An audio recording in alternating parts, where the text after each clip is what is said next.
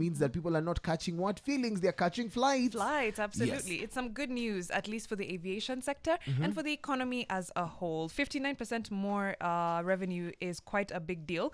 We're almost back to pre-pandemic levels. And of course, there's also been an increase in cargo and passenger flights to just before what it looked like before the pandemic struck. There's also increased domestic tourism, or also an increase in domestic aircraft registered. So that's a good sign. And there was also an op-ed on the Business Daily, I think page 8, by Hasnain Nourani about an increase in tourism as well. And as we look at that, the kind of revenue collection that has been happening is a sincere improvement, because you're looking at an improvement from 12.6 billion to 20 billion. That is really encouraging. And of course, when you're looking at the tourism side, there's been so many questions on maybe park fees being added, especially in areas like Masai Mara. And in an effort to boost local tourism, I think it's high time that the rates go a little bit lower.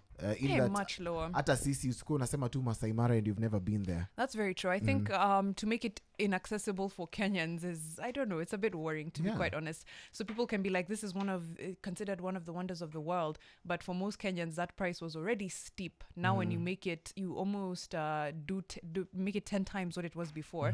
Makes it very hard. I know the idea was to have more money for conservation efforts and of course to reduce the number of tourists, because I know you've seen those pictures of like the migration, where there's like 100 tourist vehicles crowding around, the wildebeest, and it looks very chaotic and it looks disruptive to them. But I think it's very easy. You could literally just say first come, first served, and only have like the first 100 vehicles go into the park, as opposed to making it so out of reach for local tourists. It actually makes a lot of sense, because sometimes even in our conservation efforts, it's very hard for you to definitely see how the wild operates if you've not been traveling to such areas. True. And in an effort to just boost the patriotism, just getting to understand that we have a wildlife very rich, and of course just making sure that things like Tembea Kenya get to work for Kenyans.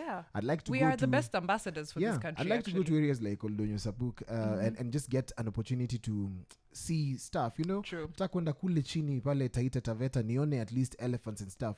But you definitely be shocked. Samburu nataka kwenda. Hey, this country, you think it's beautiful until you see it through other people's eyes, and you're like, I need to go. It's actually true that most Kenyans have not witnessed or have never seen the Big Five, yet they're right here at home. That's true.